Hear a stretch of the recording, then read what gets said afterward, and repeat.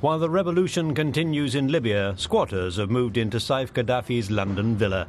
The house belonging to Muammar Gaddafi's son is located in the city's Hampstead area and is estimated to be worth more than 10 million euros. Some of the squatters are refugees from Tripoli. This is the Libyan people money. So does this have to go back to the Libyan people? You know, I'm here just to protect the property, really.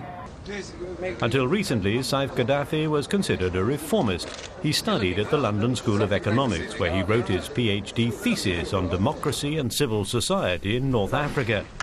But he's discredited himself by siding with his father and using force to try and crush the rebel uprising. His allegiance to a brutal regime has had repercussions for the LSE.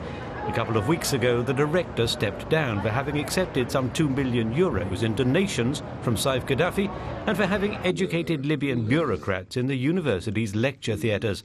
Relations between the LSE and the Gaddafi family were so close that the colonel was even allowed to hold speeches via video.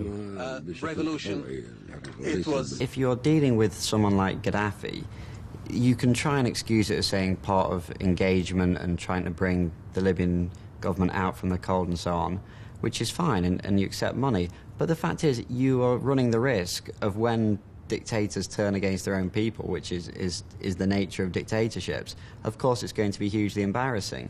The university declined an interview, but most LSE students appear unconcerned about the university's links and the money it accepted from the Gaddafis. Of course, building civil society is a very good thing. Training lawyers, training academics, training people who can work in the civil society would be very beneficial for Libya. Sure, if they had accepted donation, within the context of what's happening today, that would be atrocious. But back then, you have to place things in the international context in which they took place.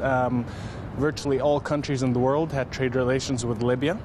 Certainly, when the LSE began forging close ties with Libya, Gaddafi had already been invited in from the cold. Then British Prime Minister Tony Blair and other EU politicians courted him after he promised to abandon his nuclear ambitions.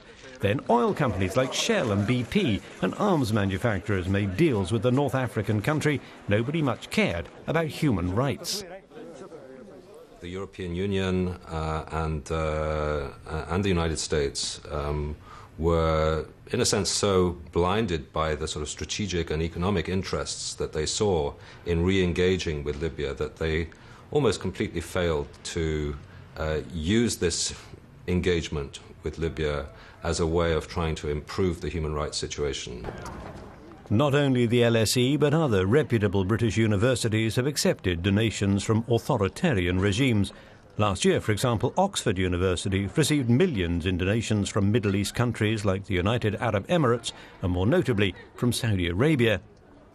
Critics warn that in taking money from regimes, universities don't only legitimize them, but they also give them a voice.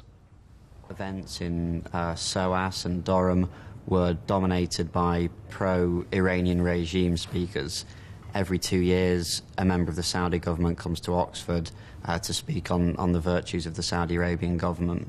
And there is a consistent theme here of donations essentially achieving a political end. So how likely is it that other universities will learn from the LSE scandal? Not very. Given the high levels of competition among elite British universities, they're likely to welcome any donations on offer, no matter where they come from.